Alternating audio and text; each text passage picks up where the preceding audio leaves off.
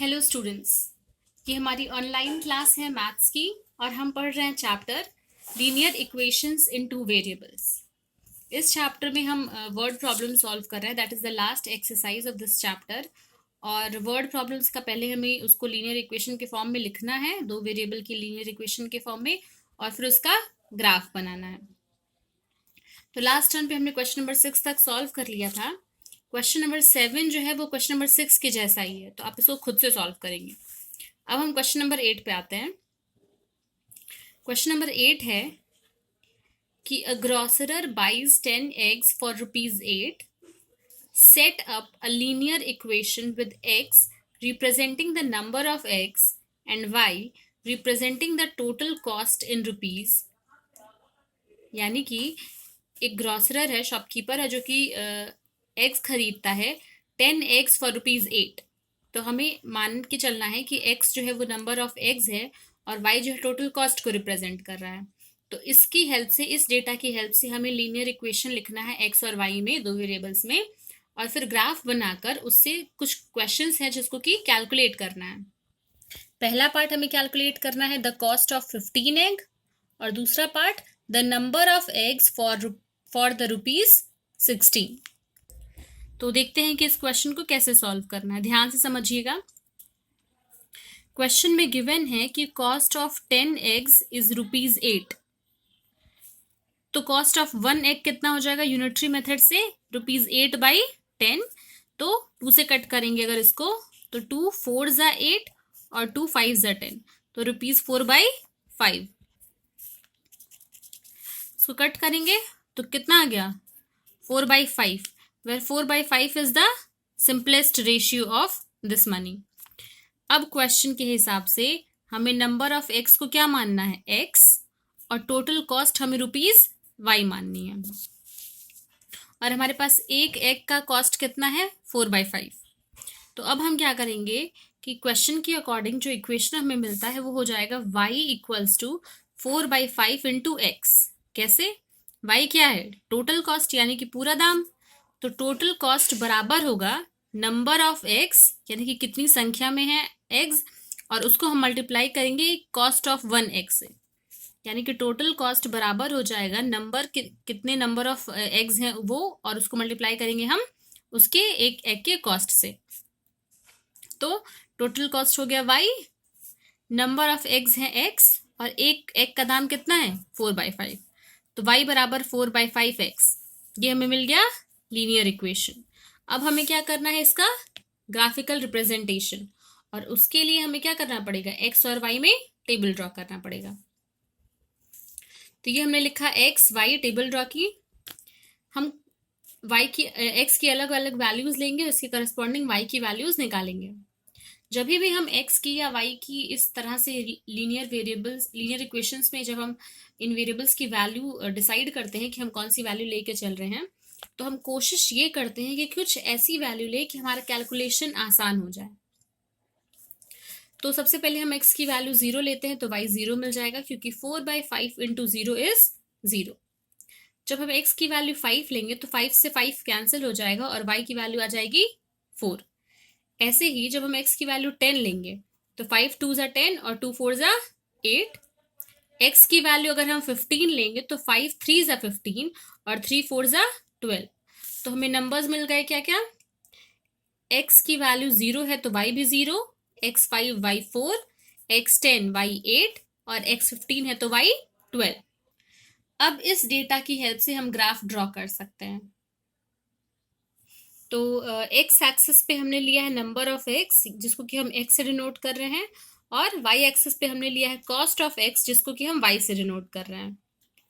चलिए, तो पहला पॉइंट हमें मिला था 0,0, ये हो गया ओरिजिन पे 0,0। अगला पॉइंट मिला था कि जब x 5 है तो y 4 है। x जब 5 है तो y कितना है? 4। फिर अगली वैल्यू मिली थी कि x जब 10 है तो y 8 है। तो ये x एक्सिस पे हो गया 10, और y कितना है? 8। तो यहाँ आ गए हम। यहाँ x की वैल्यू है 10 और y की वैल्यू है 8। इसी तरीके से हमने एक और वैल्यू ली थी कि जब x की वैल्यू 15 है, कितना है x? 15, तो y 12 है।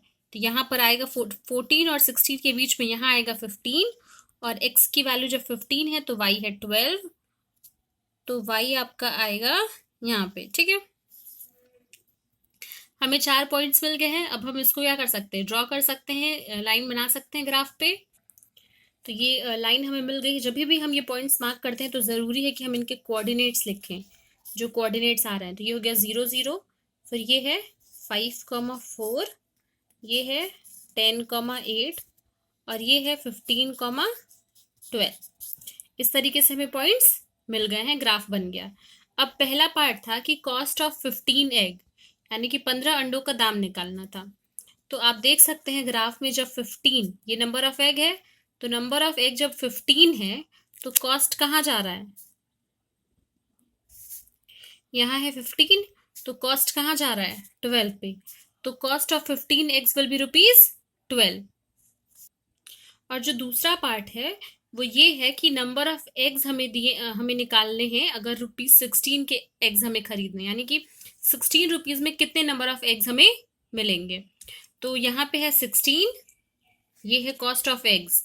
कॉस्ट ऑफ एग्स कहाँ है, 16 पे हमें चेक करना है, ₹16 में। तो 16 नंबर कहाँ आ रहा है, आप देख सकते हैं 20 पे, यानी कि ये कोऑर्डिनेट मिल रहा है। And this is 20,16।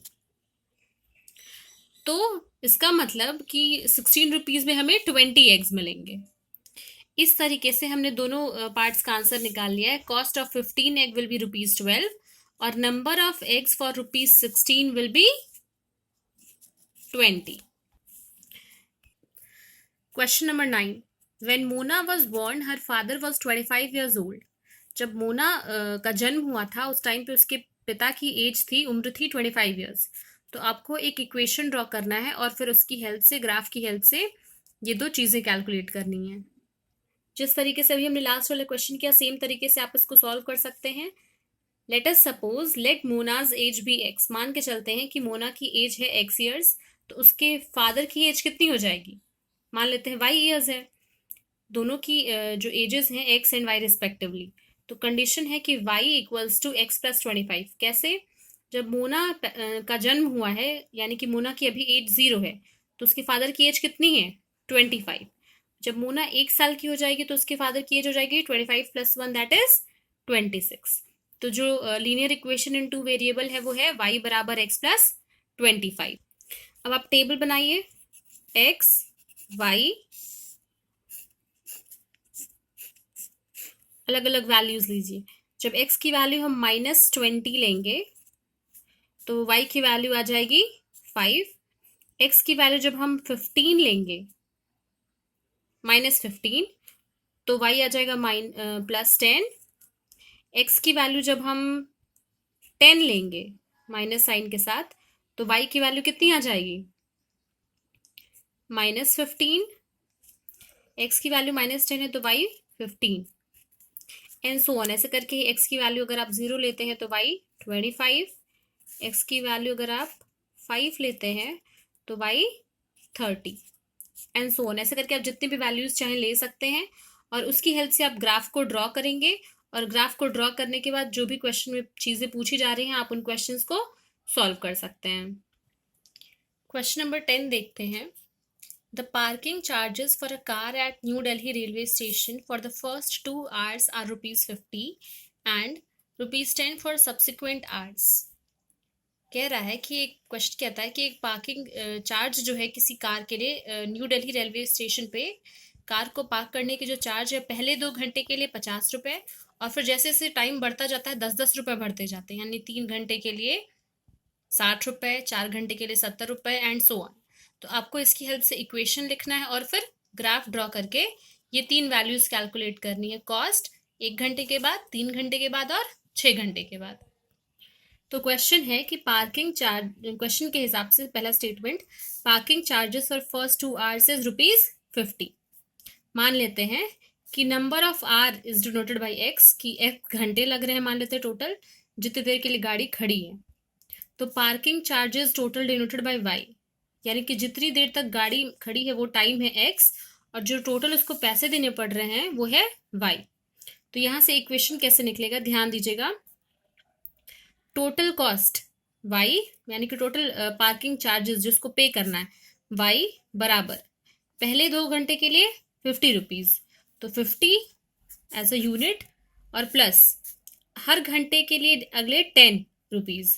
तो टोटल टाइम था एक्स, लेकिन 2 घंटे के लिए सिर्फ 50 रुपीज़ लग रहे थे।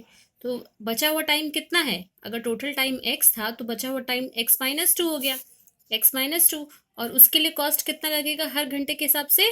10 रुपीज़। तो इक्वेशन बन जाएगा क्या कि y बराबर 50 प्लस 10 इंटू x-2। फिर से समझिएगा कि टोटल टाइम टेकन है x और टोटल कॉस्ट है y। तो y बराबर पहले 2 घंटे के लिए 50 रुपये, और फिर प्लस अब टाइम कितना बचा x-2, क्योंकि 2 घंटे का तो हमने यहाँ लिख दिया है, तो बचा हुआ टाइम है x-2, और उसके लिए हर घंटे के हिसाब से 10, तो 10 इंटू x-2। यहाँ से आपको मिल गया equation y is equals to 50 plus 10x-20, that is 15 - 20 30 plus 10x। अब यहाँ से आपको इक्वेशन मिल गया final, linear equation in 2 variable. अब यहाँ से आप क्या करेंगे? टेबल के फॉर्म में लिखेंगे, एक्स वाई की वैल्यूज लेंगे और ग्राफ बना करके फिर जो भी क्वेश्चन के पार्ट्स हैं उन क्वेश्चंस को सॉल्व करेंगे। अब हम क्वेश्चन नंबर 12 देखते हैं। 11 आप खुद से सॉल्व करने की कोशिश करिए। 12 है कि इन अ मिक्सचर ऑफ 28 लीटर्स, एक मिक्सचर है जो कि 28 लीटर है, उसमें मिल्क और वाटर है। तो मिल्क और वाटर का जो रेशियो है वो 5:2 है। आपको एक इक्वेशन बनाना है, किसके लिए? मिक्सचर और मिल्क के लिए। ध्यान दीजिएगा, यहाँ रेशियो जो दिया है मिल्क और वाटर का दिया है, और आपको जो रेशियो निकालना है पहले वो मिक्सचर और मिल्क के लिए है। फिर इन दोनों के लिए आप ग्राफ बनाएंगे, और ग्राफ से आप वैल्यू निकालेंगे कि find the quantity of milk in the mixture, यानी कि टोटल मिक्सचर 28 लीटर्स है, उसमें कितना मिल्क है ये आपको ग्राफ से निकालना है। कैसे सॉल्व करेंगे? दिया है क्वेश्चन में कि ratio of milk and water is 5:2, तो हमें निकालना पड़ेगा पहले मिक्सचर और मिल्क का रेशियो।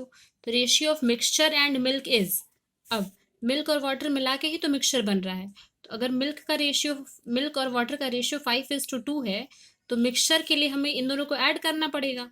तो 5 + 2 = 5, मिल्क का तो पार्ट है 5, तो ये कितना हो जाएगा? 5 + 2 7, और ये 5, तो 7:5, यानी कि मिक्सचर और मिल्क का जो रेशियो है वो हमें कितना मिल गया? 7:5।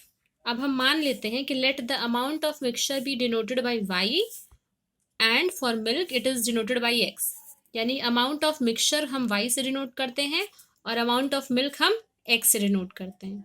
तो मिक्सचर और मिल्क का रेशियो 7:5 है। मिक्सचर को हम वाई से डिनोट कर रहे हैं और मिल्क को एक्स से, तो वाई बाई एक्स बराबर हो जाएगा 7/5 के, या फिर वाई इक्वल्स टू 7/5x। अब इसकी हेल्प से आप ग्राफ ड्रॉ कर सकते हैं, अलग अलग वैल्यूज लेते जाइए। एक्स की वैल्यू 0 5 10 15, करस्पॉन्डिंगली वाई मिलेगा आपको क्या? 0 7 14 21 एंड सो ऑन। सबसे पहली जो वैल्यू हमें मिली है वो है 0,0। हम क्या कर रहे हैं कि मिल्क को एक्स एक्सिस पे और मिक्सचर को वाई एक्सिस पे, जैसा कि हमने अज्यूम किया। तो पहला पॉइंट हमें मिल गया 0 0। अगला है कि एक्स 5 तो वाई 7, एक्स 5 है तो वाई हो गया 7, फिर x 10 है तो y हो गया 14, यहाँ ये पॉइंट। एंड इसी तरीके से जब x 15 है तो y हो गया 21, x है 15 यहाँ, तो y हो गया 21, दैट इज यहाँ। अब हम इन पॉइंट्स को ज्वाइन करके ग्राफ बना सकते हैं। तो हमने इन सारे पॉइंट्स को ड्रॉ करके ग्राफ बना लिया है। आप हर पॉइंट का कोऑर्डिनेट भी साथ में लिखेंगे। क्वेश्चन में दिया था कि टोटल अमाउंट ऑफ मिक्सचर था 28 लीटर्स, तो ये है 28, और पूछ रहा था क्वेश्चन में, क्या पूछा गया था कि amount of milk, quantity of milk कितनी है इस मिक्सचर में। तो आप देख सकते हैं ये 28 यहाँ, और फिर इसके करस्पॉन्डिंग हमें एक्स एक्सिस पे क्या पॉइंट मिल रहा है? 20, यानी कि 28 लीटर का जो मिक्सचर है उसमें मिल्क कितना है? 20 लीटर्स मिल्क है। ठीक है, तो इसी तरीके से लास्ट क्वेश्चन जो है क्वेश्चन नंबर 14, उसको भी आप खुद से सॉल्व करने की कोशिश करिए। इसी के साथ ये चैप्टर कंप्लीट होता है। If there is any doubt तो वो आप पूछ सकते हैं। अगले टर्न पे हम कुछ और क्वेश्चंस इसी चैप्टर के डिस्कस करेंगे और फिर उसके बाद हम रिविजन स्टार्ट करेंगे। Thank you class.